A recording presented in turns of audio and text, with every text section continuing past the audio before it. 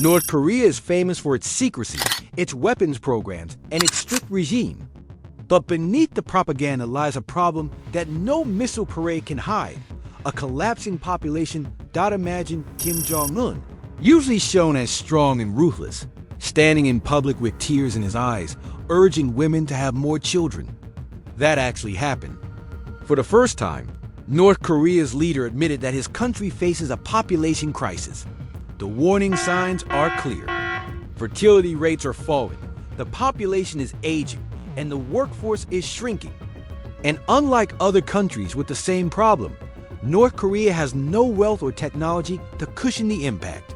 This is why experts believe the nation could face one of the most severe demographic crises in the world. So, how did North Korea end up here? And what will happen if the trend continues? The fertility rate problem.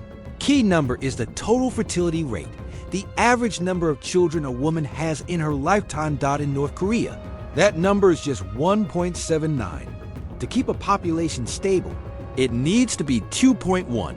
Anything less means eventual decline. This might not sound disastrous at first. After all, neighboring countries like China, Japan, and South Korea have even lower fertility rates. China sits at 1.7, Japan at 1.2, and South Korea at an astonishing 0.68, the lowest in the world. But here's the difference. Those countries are wealthy and highly industrialized. They can use technology, automation, and financial reserves to soften the blow.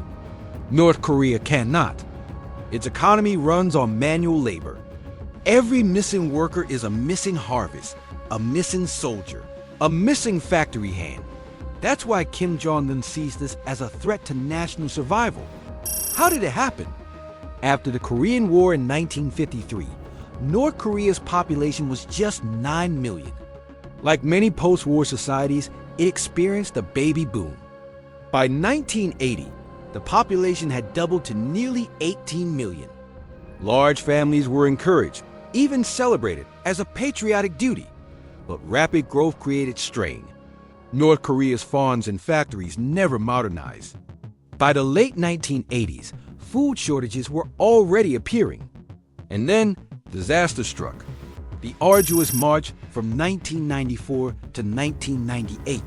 North Korea suffered a catastrophic famine, remembered as the arduous march.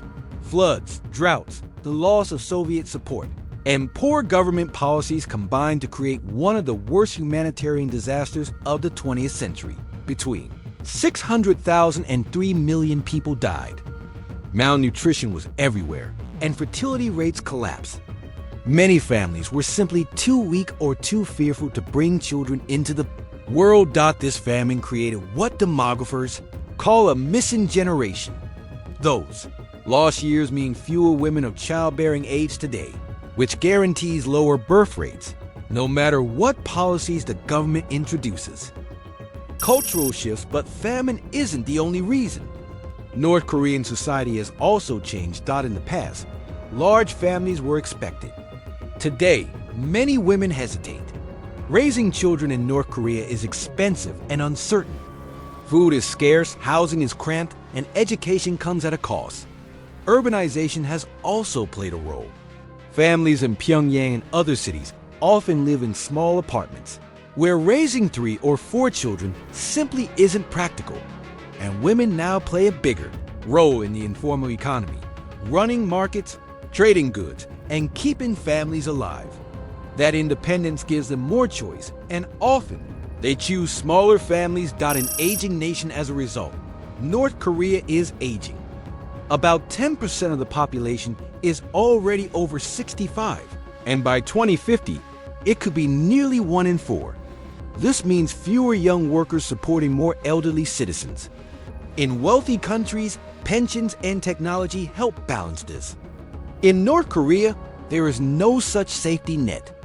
The burden will fall directly on struggling families. For a country that relies heavily on physical labor, this imbalance is devastating.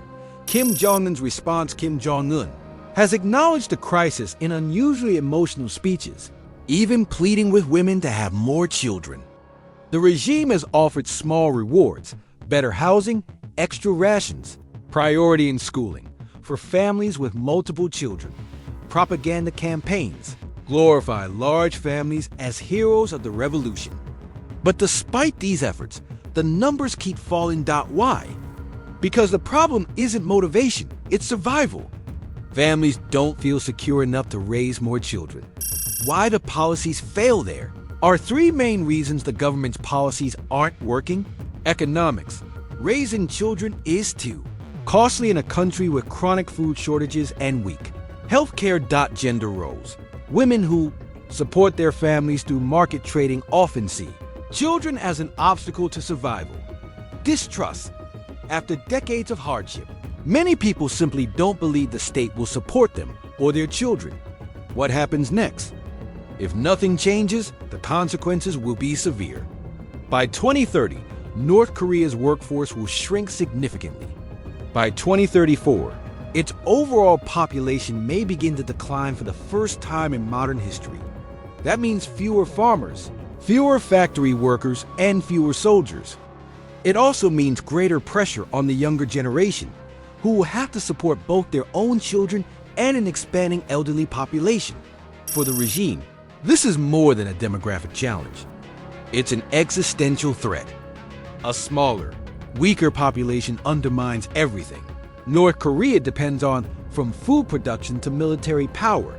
North Korea has survived war, famine, and isolation. But this crisis is different. It's quiet, gradual, and relentless.